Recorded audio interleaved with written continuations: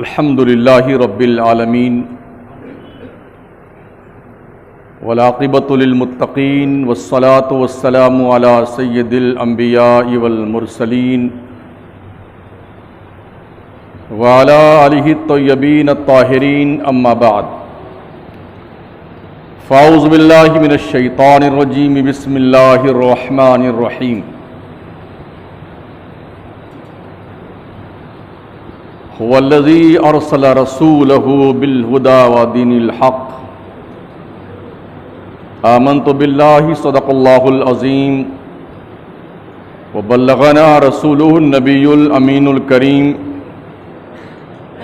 व नहनु अला ज़ालिका लमिनश शाहिदीन वश्शाकिरीन वल्हम्दुलिल्लाहि रब्बिल आलमीन।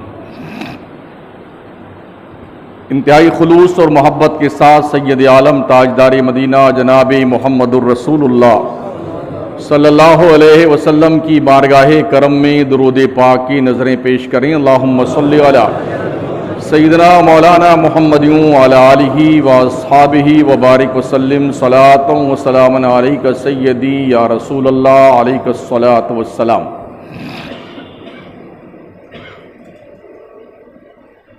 अल्लाह के फजल करम से रबीउन नूर शरीफ का बरकतों, रहमतों, सआदतों का महीना हमारे आपके सरों पे साया फिगन है।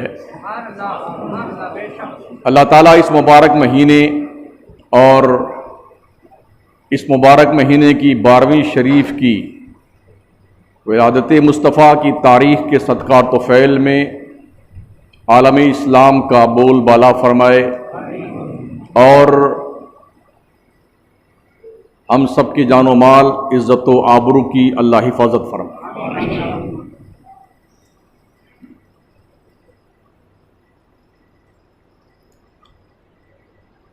अल्लाह तबारक व तआला ने कुरान मजीद में इरशाद फरमाया, हुवल्लज़ी अरसला रसूलहु बिल हुदा व दीनिल हक़। अल्लाह वो है जिसने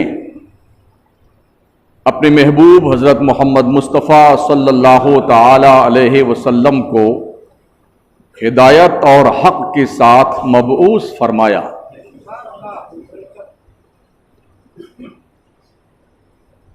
अल्लाह ने दुनिया बनाने से पहले फरिश्तों की बाज़ाब्ता तौर पर मीटिंग ली और वहां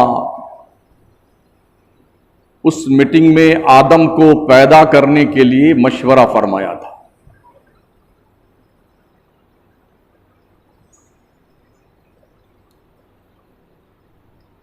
अल्लाह ने एक और मीटिंग ली जहां नबियों और रसूलों की रूहें थी और उस मीटिंग में परवरदिगार ने अपने महबूब हज़रत मोहम्मद मुस्तफ़ा सल्लल्लाहु ताला अलैहि वसल्लम के मीलाद शरीफ को पढ़ करके नबियों और रसूलों से उस नबी की मोहब्बत और उन पर ईमान लाने का और उनकी मदद करने का नबियों और रसूलों से अल्लाह ने वादा लिया।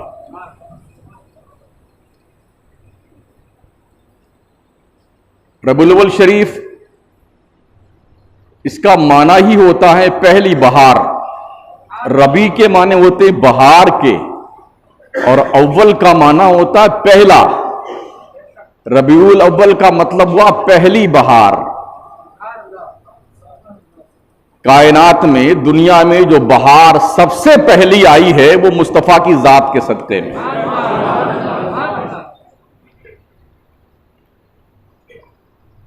अल्लाह ने बहुत पहले पैदा फरमाया था। सरकार की हदीस शरीफ भी है और हदीस कुदसी भी है। मेरे नबी का नूर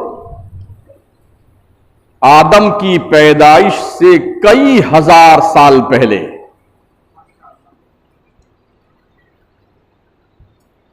चौथे हिजाब अजमत में रहा करता था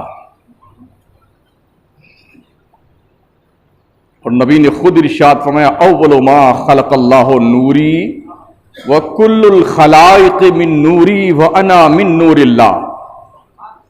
अल्लाह ने सबसे पहले मेरे नूर को पैदा किया और फिर मेरे नूर से सारी मखलूक को पैदा किया। 18,000 आलम जो बनाए ना रब ने, ये सब नबी के नूर से ही अल्लाह ने बनाया है। वो तो नमक हराम लोग हैं जो अपने मोहसिन का एहसान भूल बैठे हैं। नबी फरमाते हैं सारी मखलूक मेरे नूर से पैदा की गई है। वह कुल्लुल खलाइक मिन नूरी वाना मिन नूरिल्लाह, और नबी फरमाते मैं अल्लाह के नूर से हूं।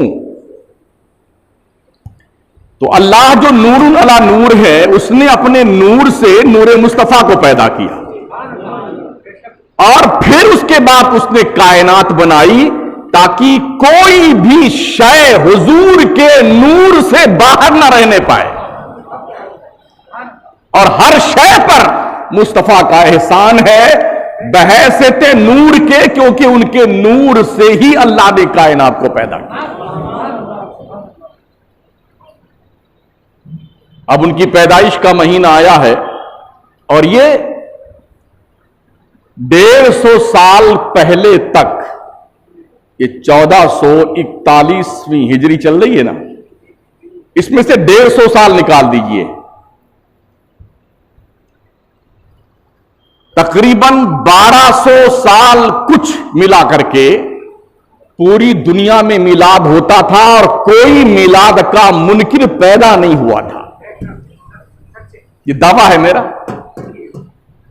और कोई माई का लाल एक प्रूफ दे दे कि 12वीं सदी हिजरी तक कोई एक भी मुनकिरे विलादत मुस्तफा पैदा हुआ, एक तो वो दे दिया, इबलीस के अलावा, इबलीस के अलावा। वो है ना शायर का शेर, निसार तेरी चहल पहल पर हजारों ईदें रबीउल अव्वल, सिवाय इबलीस के जहां में सभी तो खुशियां मना रहे हैं। खुशी मनाना ये इंसानी फितरत है। अगर अल्लाह आपको कोई नेमत अता फरमा दे तो क्या आप गम करेंगे? हमने तो यही देखा यार, आप माथे के यहां सूरदास तो हम है नहीं। आपका मकान बन गया तो बड़े खुश, माशाअल्लाह मकान बन गया, दावतें करेंगे, अहबाब को बुलाएंगे, खुशियां मनाएंगे, नहीं मनाते हैं? या मकान बन जाने के बाद कोई वहां सीना पिटता, अरे मेरा मकान क्यों बन गया, अरे मैं तो, ऐसा होता है कहीं? क्या नहीं होता है ना। किसी की औलाद पैदा हो जाए तो औलाद पैदा होने पे कोई आंसू बहाता है? अरे आदमी खुश होता है यार। बिजनेस में अल्लाह ने बरकतें अता फरमाई तो आप खुश होते हैं कि रोते हैं? खुश होते हैं। पता चला खुश होना और गम करना ये इंसानी फितरत में शामिल है। नुकसान हो जाए तो आदमी गम करता है, कोई मर जाए तो आदमी गम करता है, बिल्डिंग धंस जाए तो आदमी गम करता है, धंधे में लॉस हो जाए तो आदमी गम करता है, हाथ पैर टूट जाए तो आदमी गम करता है। लेकिन अगर नेमतें सलामत रहे तो आदमी खुशी करता है, गम नहीं करता है। अब आप तवज्जो फरमाएं, कलमा किसका है? नबी का। नमाज किसकी लाई हुई है? रोजा किसका दिया हुआ है? हज किसका दिया हुआ है? ज़कात का निजाम किसने दिया? कुरान किसने दिया? अल्लाह की पहचान किसने करवाई? काबा को रुतबा किसने दिलवाया? मकाम इब्राहीम को बहाली किसने दी? सफा मरवा के बीच दौड़ करके अपनी सुन्नत करार दे करके पूरी मिल्लत को कयामत तक के लिए सफा मरवा के दौड़ को यादगार बनाने का काम किसने किया? अजाने किसके नाम से? जब सारी नेमत मौजूद है तो फिर गम क्यों मनाता है आदमी? ये बड़ी हैरत है ना। नेमत इंतकाल नबी का हुआ है, मरे नहीं हैं, इंतकाल हुआ है। इंतकाल कहते हैं एक जगह से दूसरी जगह का ट्रांसफर हो जाना। आज इस मस्जिद में थे, कल दूसरी मस्जिद में चले गए, आज उस मदरसे में थे, कल दूसरे मदरसे में चले गए। इसको कहते हैं ट्रांसफर, इसको कहते हैं इंतकाल। नबी इंतकाल करता है, मरता नहीं है। दुनिया का उसूल है, जिसकी हुकूमत होती झंडे उसके होते हैं। क्या ख्याल है आपका? अभी राजस्थान में अपने कांग्रेस की हुकूमत है तो क्या बीजेपी का होर्डिंग लगेगा? नहीं लगेगा ना, नहीं लग सकता है। इसलिए कि हुकूमत जिसकी, झंडे उसके, जब चारों तरफ नबी की हुकूमत कायम है तो जी झंडे किसके लगेंगे? उस नबी के लगेंगे। इसलिए घरों पे झंडे खूब लगाओ ताकि दिल की गहराइयों तक ये जख्म लगे उन लोगों को जो नबी की मिलाद के दुश्मन है और खुशी मनाने के दुश्मन है। अपने घरों को बुक्का नूर बनाओ, खूब सजाओ, अपनी नस्लों के दिल में, उनके सीनों में ये इश्क का मिजाज जो है इतना सख्ती के साथ जागुजी कर दो कि वो मरते दम तक मुस्तफा के पैदाइश की खुशी ना भूले। ये आपकी जिम्मेदारी बनती है। हुजूर की मोहब्बत ही वो सरमाए हयात है। सारी इबादतें कबूल हो के नाकबूल हो, मुस्तफा की मोहब्बत यहां भी कबूल है, हश्र के मैदान में भी कबूल है किसी के पास गारंटी कि फजर की नमाज मेरी कबूल हो गई है? प्रूफ दीजिए आप। दिल्ली चिल्ले में गए थे, अल्लाह ने चिल्ला कबूल कर लिया है, प्रूफ दीजिए मुझे आप। भोपाल जमात लेके गए थे, कबूल कर लिया अल्लाह ने, प्रूफ दीजिए। अरे सबूत के बगैर कैसे बात मानी जाएगी? मगर हुजूर को रब ने कबूल किया है, और कबूल ना करता तो सेलेक्ट नहीं करता नबूवत के लिए, रिसालत के लिए, महबूबियत के लिए। कोई कलीम है, कोई खलील है, कोई नजी है, कोई सफी है, कोई रूहुल्लाह है, मगर मेरा मुस्तफा हबीबुल्लाह, अल्लाह का हबीब है, अल्लाह का महबूब है, अल्लाह का प्यारा है। यह मकाम मुस्तफा है। सेलेक्टेड कैंडिडेट होते हैं जो नबी होते हैं, जो रसूल होते हैं, और अल्लाह के फरमान की रोशनी में तिलकर रसूल फद्दलना बादहुम अला बाद मिनहुम मन कल्लमल्लाहु व रफ़अ बादहुम दरजात। तीसरा पारा, पहली आयत करीमा, ये रसूल है जिनको मैंने बाज पर बाज को फजीलत दी है। इनमें बाज वो भी हैं जिनसे हमने बात की है, मूसा कलीमुल्लाह। बाज वो है जिनका रुतबा मैंने बहुत बुलंद किया है, वो जात मुस्तफा की है जो सबसे बुलंदो बाला, जो सबसे अफजल वाला, सबसे आला वो औला हमारा नबी, सबसे बाला वो आला हमारा नबी। बुझ गई जिसके आगे सभी निशाने, शम्मा वो लेकर आया हमारा नबी। तो मैं अर्ज कर रहा था, गुज़िश्ता 1200 साल के अंदर कोई भी ना वहाबी पैदा हुआ, ना देवबंदी पैदा हुआ, ना कादियानी पैदा हुआ, ना जमात इहतलामी पैदा हुआ, ना ही कोई दूसरा नबी का गुस्ताख फिरका पैदा हुआ। ये सब पैदावार 150 साल की हैं। 233 हिजरी से नबी के मिलाद पर किताबें लिखी जाने लगी हैं। तकरीबन 50 उलमाए अरब ने, मुहद्दिसीन ने, मुजद्दिदीन ने, मुफक्किरीन ने 233 हिजरी से जब मैंने किताबों का मुताला शुरू किया तो कई दर्जन किताबें अरबी में उन्होंने मिलाद मुस्तफा की फजीलत और बरकतों पे लिखी हैं। ये 1441 चल रहा है ना, 233 हिजरी, नबी के इंतकाल फरमाने के ठीक 200 साल के बाद में ये किताबें मारज़े वजूद में आ गई थी, जिनमें ये लिखा था मिलाद मुस्तफा मनाने की बरकतें क्या है। पूरा अरब मनाता था, आज भी अरब मनाता है, लेकिन घरों में। बाहर तो नजदियों का कब्जा है ना। 1925 ईस्वी के पहले तक, ये कौन चल रहा है, 2020 चल रहा है, 1923 ईस्वी तक, यानी कि 97 ईयर्स पहले हरम शरीफ मक्का में हतीमे काबा में नबी पर सलाम पढ़ा जाता था। मताफ में मुस्तफा का मीलाद पढ़ा जाता था। पूछो उन अंधों से जो सऊदी की खैरात खाते हैं, उठाओ तारीख मक्का। 97 साल पहले हरम मक्का में भी और हरम मदीना में भी मीलाद मुस्तफा की गहमा गहमी होती थी, और वो भी इस अंदाज से मशाल बरदार मिशालें लेकर के जुलूस की शक्ल में पहले मीलाद पढ़ा जाता था हतीम काबा में। उस वक्त के वज़रा, उस वक्त के बादशाह, उस वक्त के शयूख, वहां के मुफ्ती, वहां के मुहद्दिस जब सब पहुंचते अच्छे लिबास पहनकर ज़र्क बर्क खुशबू लगा करके, तो मिलाद पढ़ते, सलाम पढ़ते, और फिर तोपों की सलामी दी जाती, और वो जुलूस की शक्ल में मुस्तफा के मिलाद की जगह पर जो बाबे मरवा के सामने आज जो है लाइब्रेरी की शक्ल में वहां पहुंच करके पूरी रात मिलाद पढ़ते थे। पूरी रात।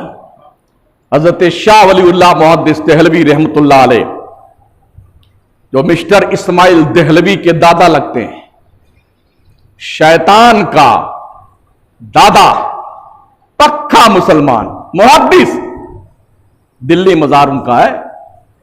ये मरदूद भी उन्हें वली मानते हैं, शाह वलीउल्लाह को। उन्होंने अपनी किताब फयूजुल हरमैन में लिखा कि जिस वक्त मैं रबीउन नूर शरीफ के मौके पर मक्के शरीफ में था, तो महफिल मिलाद जहां पर सरकार का मौलद है, जहां सरकार पैदा हुए थे, उस जगह पर जाने का इत्तेफाक हुआ। मेरी आंखों ने देखा आसमान से एक नूर है जो मुसलसल उस घर पे बरसता हुआ दिखाई पड़ा। ये शाह वलीउल्लाह कह रहे हैं, जो बरेली शरीफ के नहीं है। और मौलाना शाह अहमद रजा खान की पैदाइश से कई साल पहले के पैदावार के उलमा में से हैं।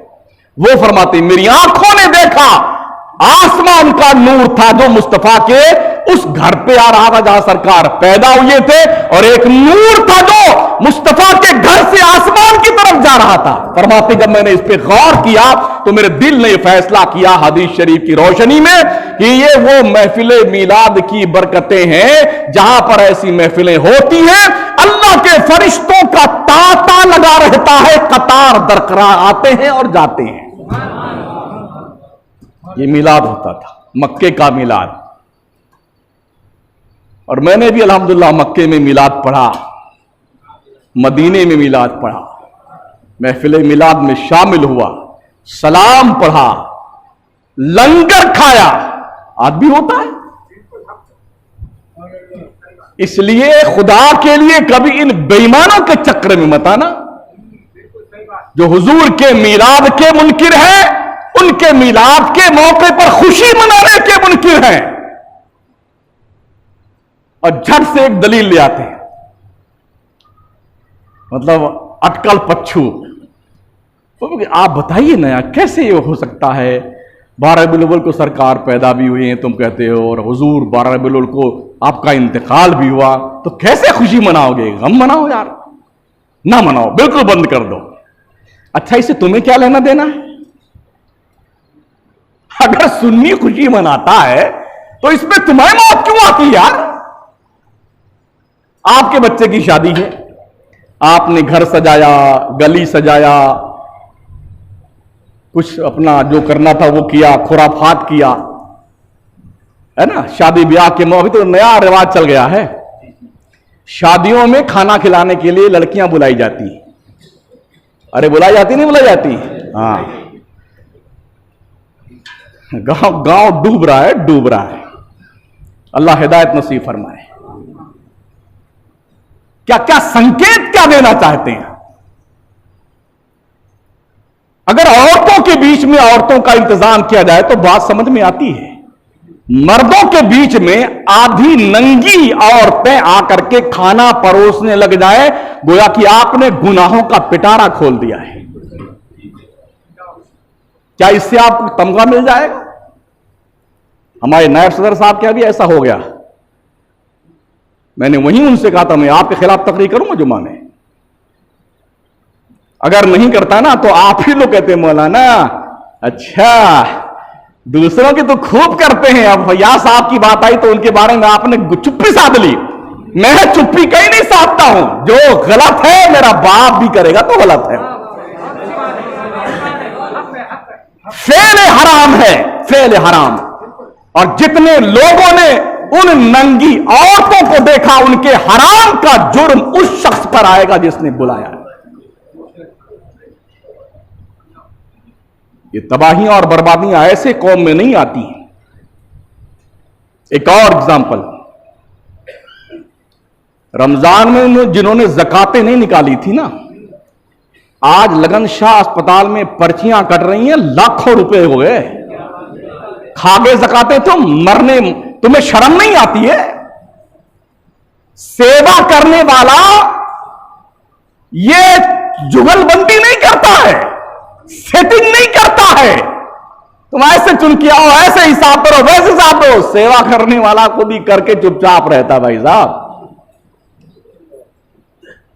मतलब ये कि कहीं पे निगाहें, कहीं पे निशाना। आज लोग इतना बढ़ चढ़ करके क्यों तंजीमों में घुस रहे हैं? घुस रहे हैं ना। कितना जोरों शोर के साथ अंजुमन का पर्चा इलेक्शन हुआ था, रसीदें खूब कटी थी। कोई हिसाब आया अब तक पर्चे का, हिसाब पैसे का? कुछ किया उस पैसे से? कुछ काम हुआ इस गांव में इलेक्शन हो जाने के बाद? अब फिर एक नया काम शुरू हुआ है, इसका भी रिजल्ट सामने आ जाएगा। क्या दिक्कत आती है? हजाम से पूछने की जरूरत नहीं कि बाल सर में कितने, सब सामने आ जाए गिरने के बाद। कब तक डुबाया जाएगा ये गांव, इसका पता नहीं है।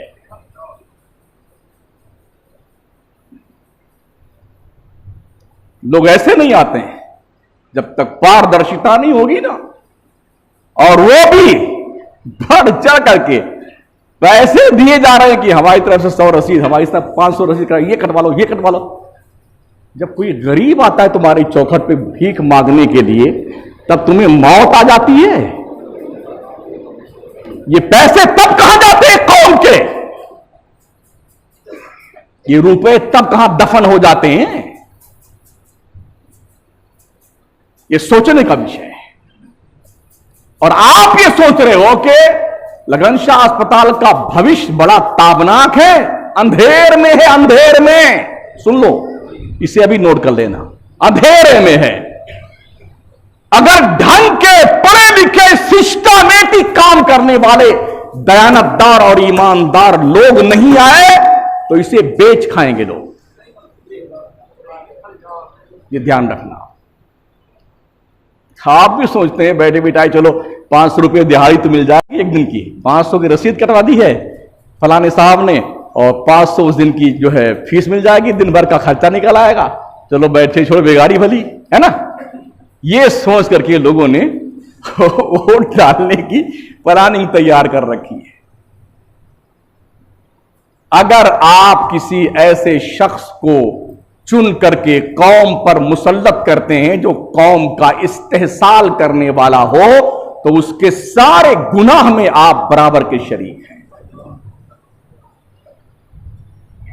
मैंने पहले भी कहा था और अब भी कह रहा हूं, एक सिस्टम बना करके कौम के पढ़े लिखे बच्चों को 5 साल या 3 साल के लिए उनके हवाले कर दो अस्पताल, सरपरस्ती आप कीजिए और उन्हें फुल छूट दीजिए काम करने के लिए।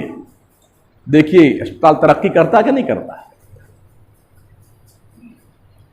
जिसे ABCD का पता नहीं है हॉस्पिटल लाइन का,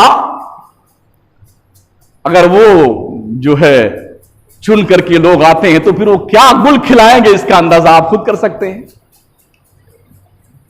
जिन्हें सिग्नेचर करना नहीं आता है, अगर वो सदर बन जाए अंजुमन के या किसी संस्था के, तो फिर क्या होगा यार? बोलो, आप ना बोलो यार, क्या होगा उस कौम का? ये सब हम अपने माथे की आंखों से देख रहे हैं। बोलते क्यों नहीं है? खाला वाला है, मामू वाला है, फूफी वाला है, चचा लगता है, भतीजा लगता है। जब जहन्नम में वो जाएगा तो क्या आप भी उसकी डोरी पकड़ के जाएंगे? चचा के साथ हम भी जाएंगे जहन्नम में। जाओ, जहन्नम का नंबर तो बाद में आएगा। यहीं मर जाने के बाद कब्रिस्तान चले जाओ और उसी कब्र में जाकर लेट जाओ 2-4 घंटे के लिए, या एक रात सो लेना उसके साथ में, सुबह निकल के तशरीफ ले आना, वसीयत कर जाओ घर वालों से। जाएगा कोई मरने वाले साथ में? अगर नहीं और यकीनन नहीं तो ये धप्पलबाजी की मोहब्बत तो यहां समझ से बिल्कुल परे है, एकदम बाउंसर जा रही है। हैरत है, कीड़े मकोड़ों की तरह इस गांव में अस्पताल चल रहे हैं और पनप रहे हैं। कल छोटा सा एक कमरा था, आज बिल्डिंग खड़ी है।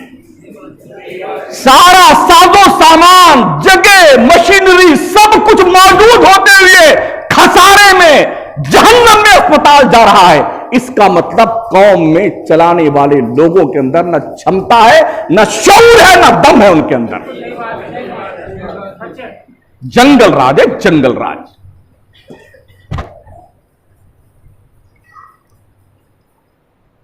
ना हमारा नौजवान बच्चियों को विदा करते वक्त जब लेने जाता है ना, हुल्लड़बाजी करने से बाज आ रहा है। यहां भी हुआ था, हमारे नायब सदर साहब के मकान के सामने भी, यहां भी पटाखे दागे गए थे। अच्छा, अगर मैं ही ये सब करने लग जाऊं तो मेरे बोलने कुछ मतलब होगा? नहीं होगा ना।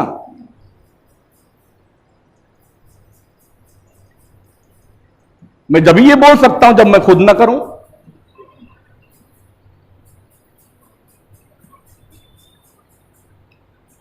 ये मैंने कहा वहां पर शादी में फैयाज साहब से, कल भी उनसे कहा तो उन्होंने बाज़ाब्ता फोन करके मुझसे कहा कि हज़रत जरूर बोलिए मेरे खिलाफ, आप, हमें कोई बुरा नहीं लगेगा, हमने गलती की है।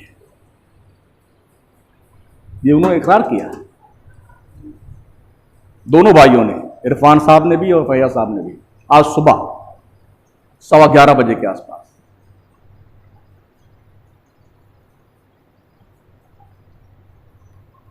हमें अपने आप का एहतसाब करने की जरूरत है। मिलाद का मौका आया है, मिलाद की गुफ्तगू करनी जरूरी है। ये इसलिए मैंने बोल दिया ताकि कहीं ऐसा ना दिमाग से लास्ट में बात निकल जाए तो लोग कहीं जुम्मा आया मौलाना साहब बोले नहीं उनके बारे में, इसलिए याद आए तो हमने बीच में हिसाब किताब कर दिया पूरा है। गलत तो गलत है। जब तक हमारी कौम सच को सच, झूठ को झूठ, अच्छे को अच्छा, बुरे को बुरा कहने का हौसला नहीं पैदा करेगी, तब तक ये कौम मरती रहेगी, मरती रहेगी।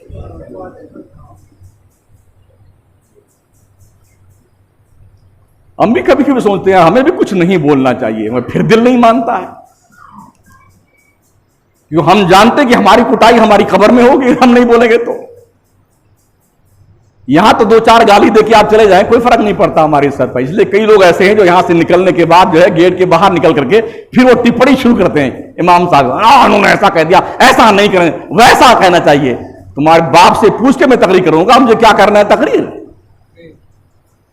55-56 साल की उम्र है, पढ़ते पढ़ाते इतने साल गुजर गए हैं और दुनिया देखी है। हम आपसे पूछ के तकरीर करेंगे, हमको तकरीर क्या करना है?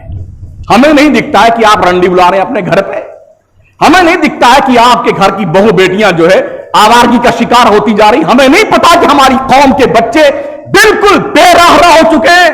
क्या हमारी आंखें फूट गई हैं जो हम आपसे पूछ के तकरीर करेंगे? यह हमारी जिम्मेदारी है इमाम होने की हैसियत से, आलिम होने की हैसियत से। तो अपने घरों पे झंडियां सजाओ, खूब लगाओ झंडियां। जुलूस का परमिशन तो नहीं मिला, हालांकि पूरे बिहार में लाखों लाख की भीड़, सोशल डिस्टेंसिंग का पता नहीं, कीड़े मकोड़ों की तरह लोग उमड़ रहे हैं इन पाखंडियों को सुनने के लिए। वहां ना कोई कोरोना आ रहा है, ना डिस्टेंसिंग का कोई मतलब है, ना किसी मास्क का पता है, सब गायब है। मध्य प्रदेश का यही हाल है, बिहार का यही हाल है, यूपी में जहां उपचुनाव होने वाले वहां भी यही हाल है। सिर्फ जुलूस मोहम्मदी पे पाबंदी, जलसे मोहम्मदी पे पाबंदी। जुलूस नहीं निकाल सकते, जलसा नहीं कर सकते, इलेक्शन कर सकते हैं, इलेक्शन कर रहे हैं और धूम धड़ाके के साथ। आप भी देखते होंगे कितनी कितनी भीड़ें हो रही हैं, भेड़ बकरियों की तरह। कोई नहीं पूछता यार कोरोना कहां गया। अब मोहतरमा ने ऐलान फरमाया है कि अगर किसी कोरोना होता है तो बिहार के लोगों को जो है फ्री ऑफ चार्ज वैक्सीन परोसी जाएगी। ये निर्मला जी ने निर्मल काम किया है। कौन सी मंत्री है ये? वित्त मंत्री है क्या है ये? हाँ, जाहिलों की पूरी कंपनी है, जाहिलों की, अनपढ़ गंवारों की पूरी कंपनी है। तो जंगली अगर जंगल राज नहीं कायम करेगा तो और क्या करेगा?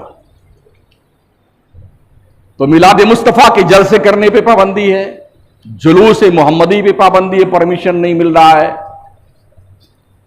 झंडी लगाने पे पाबंदी नहीं है ना? अरे बोलो ना, है क्या? नहीं है ना? अगर पिछले साल आपने एक झंडी लगाई थी ना, इस साल कम से कम 10-5 लगाइए।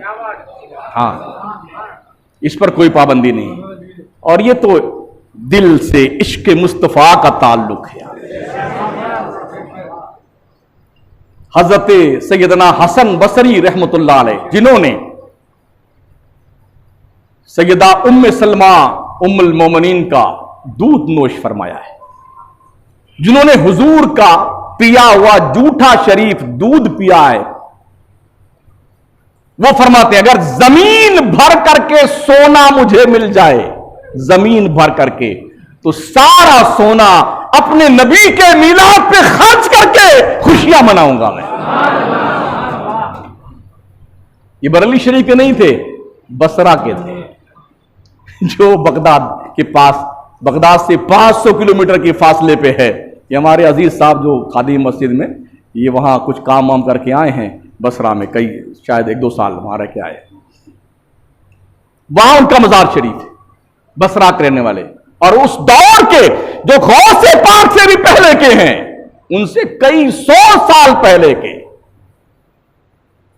वो फरमाते हैं सिद्दीक अकबर का फरमान मौजूद, फारूक आजम का फरमान मौजूद, उस्मान गनी का फरमान मौजूद, मौला अली का फरमान मौजूद कि मिलाद मुस्तफा के ताल्लुक से क्या क्या खर्च किया जाए, उस खर्च का बदला अल्लाह अता फरमाता है।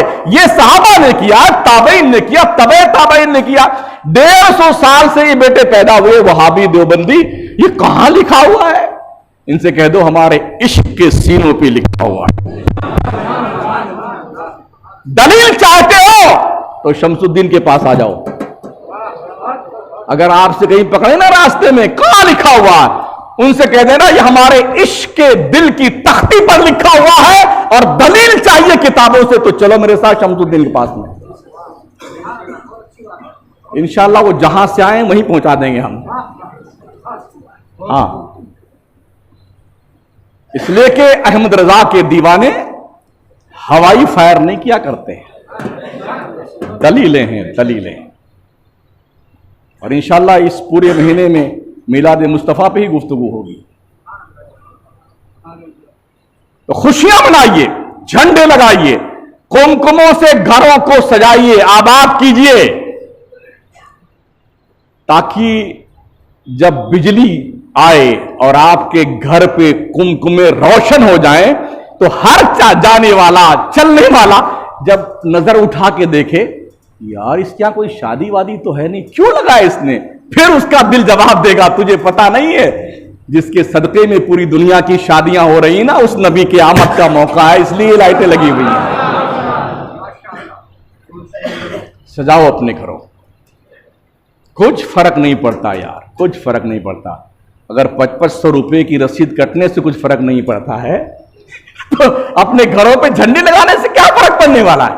और ये भी याद रखें, हुजूर के नाम पर आप कुछ भी खर्च करेंगे ना, अल्लाह उसका इतना ज्यादा अजर देगा जिसको आप संभाल भी नहीं सकते।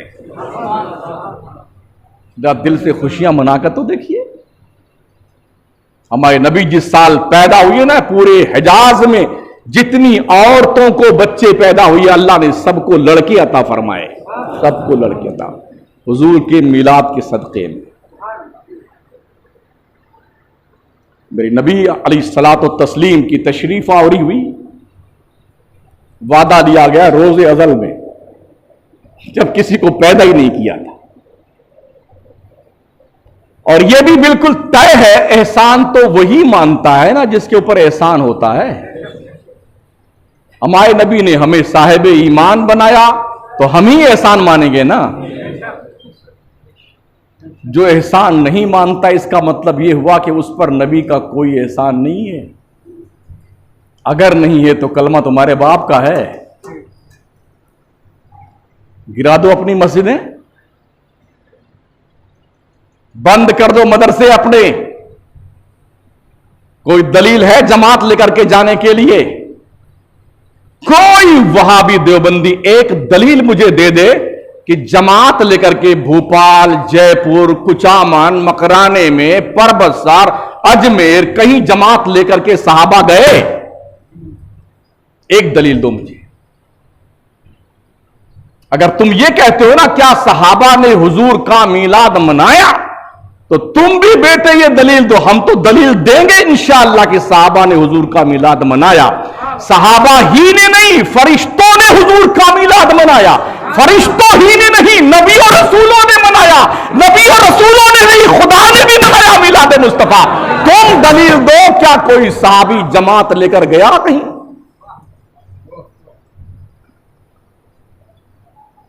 दलील चाहिए मुझे। मैं कल से आपके साथ चलूंगा जमात में, यही हूं मैं। जब दलील आ जाए तो लेके आ जाना और कहना शमसुद्दीन तुमने वादा किया था जिस दिन दलील मिल जाएगी दूसरे दिन जमात में चलोगे। मैं चलूंगा इंशाअल्लाह। दलील दो मुझे किसी सहाबी ने जमात निकाली हो, किसी सहाबी ने जोड़ किया हो, किसी सहाबी ने इज्तिमा के नाम पर, जमात के नाम पर दावत करके लोगों को गुमराह करने का प्लान बनाया। एक दलील दीजिए मुझे आप। दलील तो किसी सहाबी ने मस्जिद पक्की बनाई, दलील तो किसी सहाबी ने किबला लगाया मस्जिद में, दलील तो किसी सहाबी ने पंखे और बिजली की लाइटिंग करी मस्जिद में, दलील तो किसी सहाबी ने मस्जिद के अंदर कूलर लगाए, दलील तो किसी सहाबी ने मस्जिद में नल की टोटियां लगाई। दलील चाहिए मुझे, एक दलील दो आप मुझे। मर करके जहन्नम में पहुंचने तक तुम्हारे बाप से दलील नहीं मिल सकती है। हमसे दलीलें मांगते हो? हमारा वजूद ही मुस्तफा की आमद की दलील है। ये कुरान जब पढ़ा जाएगा तो याद आएगी ये मुस्तफा पर उतरा था। हदीसें जब पढ़ी जाएंगी याद आएगी ये कौल मुस्तफा का है। पहली सफ में जब बैठेंगे सवाब को सुन करके यकीन आएगा ये नबी का फरमान है कि पहली सफ में बैठने वाले को सवाब ज्यादा मिलता है। समझ रहे? पंखे लगाएंगे, कूलर लगाएंगे, फिर यही यकीन आएगा ना कि नबी ने फरमाया सदका करने का सवाब मिलता है। वरना क्या कॉन्सेप्ट आपके पास में, क्या दलील है आपके पास? जब भी दाढ़ी देखी जाएगी नबी की सुन्नत याद आएगी, ये मुस्तफा की सुन्नत है, फिर नबी याद आएंगे।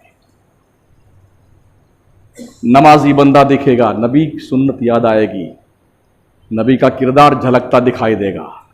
रोजा, हज, ज़कात किसने हुक्म दिया? आप कहोगे कुरान में लिखा हुआ है, तो कुरान किसने दिया है? कुरान किसने दिया है? भी है कुरान में, दिया किसने? नबी की जुबान ने। क्या तुम्हारे पास जिब्रील आए थे?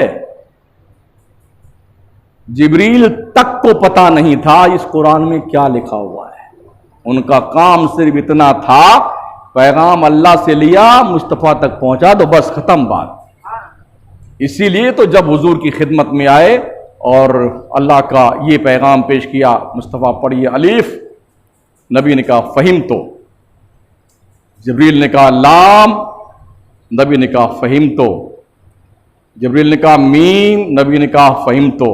जिब्रील कहते हैं या रसूल अल्लाह, वहां से यहां तक लेकर के आने वाला मैं हूं, मुझे तो समझ में नहीं आई कि इस मतलब इसका क्या होता, आप कैसे समझ गए? नबी फरमाते हैं ये कोड वर्ड है, ये राजो नियाज की बातें हैं। अगर हर बात हर अधिकारी समझने लग जाए तो जो स्पेशल उसके अधिकारी होते हैं उनका भी कुछ मामला होता है ना। हमने देखा है, आपने भी देखा होगा, सीआईडी आपके पास बैठ के कुछ लिखता रहता, लेकिन आपके पल्ले कुछ नहीं पड़े, क्या लिख रहा है वो? लैंग्वेज है वो। और हमारे नबी तो आलिमे मा खाना व मायकून बनाकर भेजे गए हैं। हबशा के सहाबा आते थे और हबशा की जबान में बात करते थे, नबी उनकी जबान समझते थे। ऊंट आकर के अपनी जबान में रोता था, नबी उसकी जबान समझता था। हिरनी आके अपनी जबान में रोती थी, नबी उसकी जबान समझता था। अरे ये है ना हदीस में। एक ऊंट आया बिलबिलाता हुआ, भागता हुआ, और उसके पीछे उसका मालिक भी इतना बड़ा छोरा लेके दौड़ता हुआ आया। वो काटने की तैयारी कर रहा था, छुड़ा के भाग लिया वो। उसने देखा हुजूर जा रहे हैं, दौड़ के पहुंचा और हुजूर के कदमों में सर रखा। सरकार ने उसकी गर्दन को पकड़ा, ऊपर उठाया। उसने हुजूर के कान में कुछ अपनी जुबान में बिलबिला के कहा। इतने में वो बंदा भी आ गया। मेरे नबी फरमाते हैं, अल्लाह के बंदे, इस ऊंट ने तेरी शिकायत करी है। क्या या रसूलल्लाह ये क्या कह रहा है? सरकार फरमाते हैं, ये कह रहा है कि या रसूलल्लाह मैंने अपनी नस्ल के बहुत सारे ऊंट अपने मालिक को दिए हैं।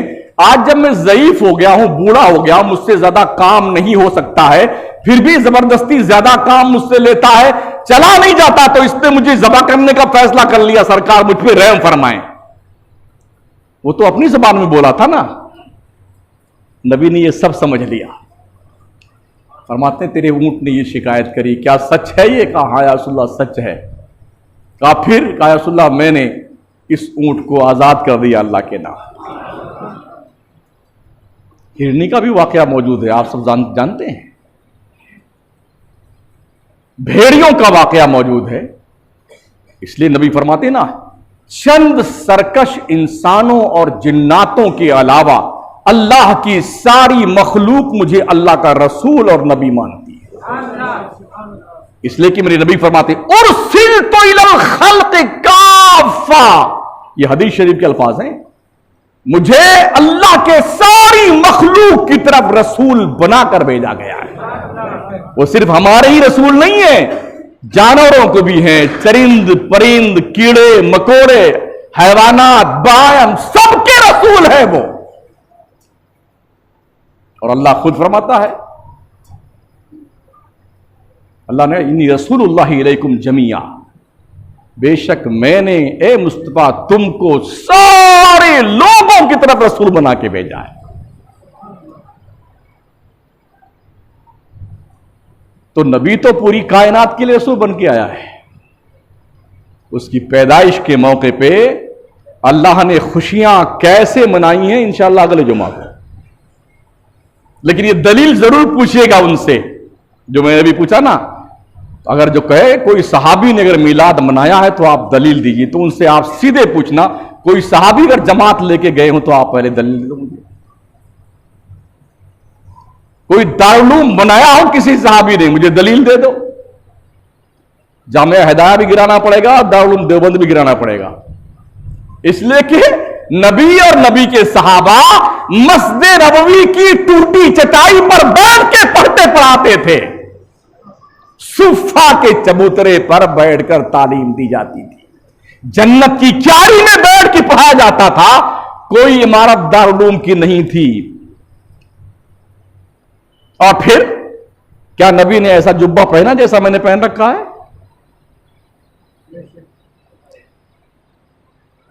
क्या नबी ने पैंट बुशर्ट पहनी है? तो जाकिर नाइक क्यों पहनता है? ये सारे वहाबड़े क्यों पहनते हैं? नबी ने, सहाबी ने, ताबईन ने, तबाई ताबईन ने, किसी बुजुर्ग ने अगर पैंट बुशर्ट पहनी, मुझे बताओ आप। कहां लिखा है हदीस शरीफ में ये पहनना चाहिए? मुझे बता दो आप। लेकिन लोग पहनते कि नहीं पहनते? पहन रहे हैं ना।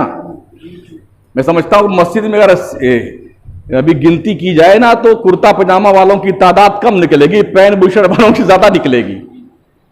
क्या दलील दे सकते हैं कि कहां पर लिखा हुआ पैंट बुशर्ट पहनना चाहिए?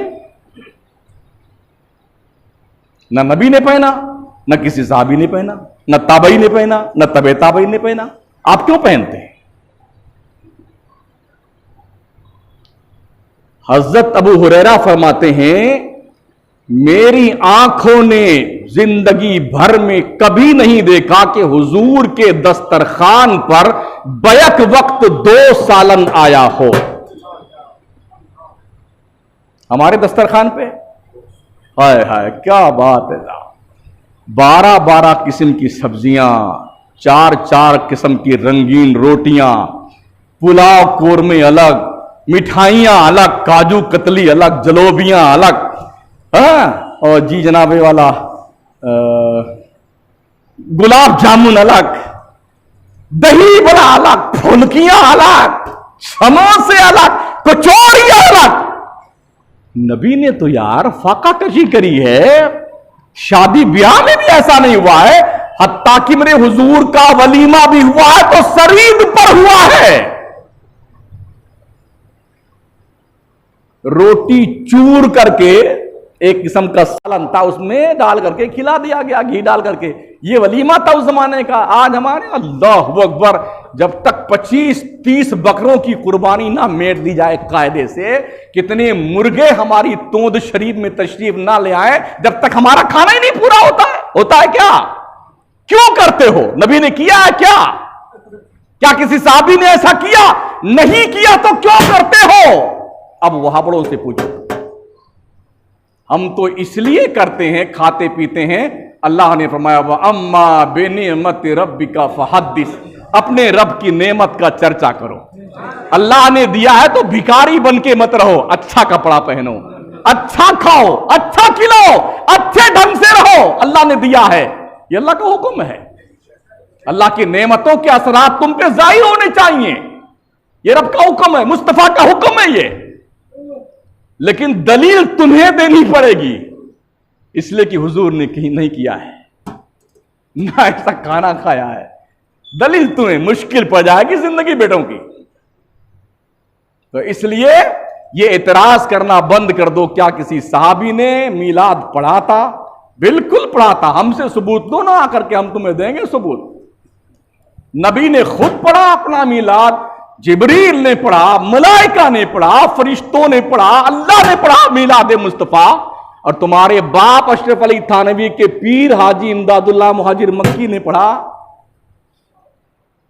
वहाबियो, तुम्हारे बाप ना थानवी अशरफ अली और रशीद अहमद गंगोई, इन दोनों के मुत्तफका पीर हाजी इमदादुल्लाह मुहाजिर मक्की, वो हर साल नबी का मीलाद मनाते थे, खाना पकाते थे, खिलाते थे लोगों को, सलाम पढ़ते थे।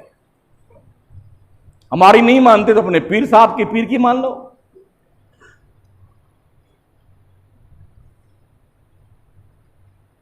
तो जुलूसे मोहम्मदी का तो परमिशन नहीं मिल पाया है, मगर अपने घरों में अगर आपको अकेले ही नात पढ़ना आता, अकेले पढ़ते रहो नात, क्या दिक्कत है? अकेले पढ़ते रहो, बच्चों को बिठा लो, नात पढ़ते रहो। छोटी छोटी बच्चों के दिल दिमाग में बिठाओ हुजूर की पैदाइश के बारे में, उनसे मोहब्बत के बारे में, उनसे अकीदत के बारे में। अगर वो ना होते, ना हम होते, ना हमारा बाप होता, ना दादा होता, ना आदम होते, कोई नबी ना होता, ना कुरान होता, ना मस्जिद होती, ना हदीसें होती, ना आसमान होता, ना जमीन होती, कुछ नहीं होती, कोई चीज नहीं होती। जो कुछ भी है वो सब मुस्तफा का सदका है।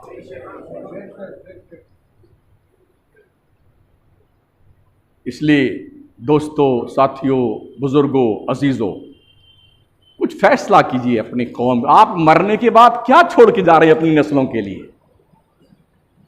ओ बुजुर्गों, अपनी नस्लों के लिए आप क्या छोड़ के जा रहे हैं, ये तो सोचो। या आवारागर्दी करने के लिए छोड़ दिया अपनी औलादों को? ये हर बाप की, गार्जियन की जिम्मेदारी है कि वो ये सोचे कि वो मरने के बाद क्या छोड़ के जा रहा है अपनी नस्ल के लिए।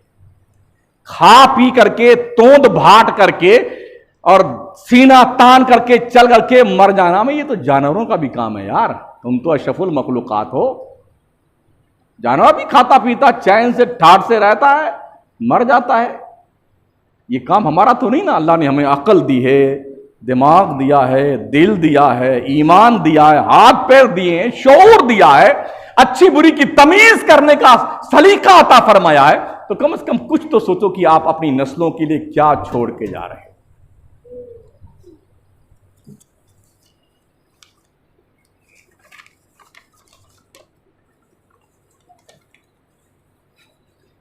आते जुमा को यानी कि गलबन 30 अक्टूबर पड़ेगी, रबीउन नूर शरीफ की तारीख पड़ रही है, वो मिलाद रसूल का मौका। तो फजर की नमाज के वक्त इंशाअल्लाह ताला अपनी मस्जिद में नमाज के बाद जो हमेशा से दस्तूर रहा है कि यहाँ पर फातिहा खानी का अहतमाम किया जाता है, नाश्ते वगैरह का। साथ ही साथ जो सुबह सादिक का वक्त होगा, सरकार की पैदाइश का जो वक्त होता है, उस मौके पर सलातो सलाम के तोहफे हुजूर की बारगाह में पेश किए जाएंगे, आप उसमें शरीक होंगे। और इसी रोज़ जो है सुन्नी शाहजहानी मस्जिद सदर बाज़ार में सरकार के मुए मुबारक की ज़ियारत करवाई जाएगी, उसमें भी आप शामिल हों। और गोड़ाबास इमाम चौक के पास जो हसनैन मस्जिद, सुन्नी हसनैन मस्जिद है, वहाँ पर सुन्नी नौजवान कमेटी तरफ से जश्न मिलाद मुस्तफ़ा मनाया जा रहा है, जिसमें हज़रत मौलाना सैयद नूर मियाँ साहब तशरीफ़ लाएँगे, उनका बयान होगा। साथ ही साथ आज जो है बाद नमाज इशा आदर्श नगर में सुन्नी मक्का मस्जिद के अंदर तंजीम में मसाजिद अहले सुन्नत बज़्म ख्वाजा फ़रीद नवाज़ की निगरानी में जलसा रखा गया है। मौलाना समीउल्लाह साहब क़िबला प्रतापगढ़ से तशरीफ़ ला रहे हैं, इसमें भी शिरकत फरमाएँ। अल्लाह करीम हम सबको नेकियां करने की तौफ़ीक़ अता फरमाए। जिन्होंने सुन्नत नहीं पढ़ी है वो अपनी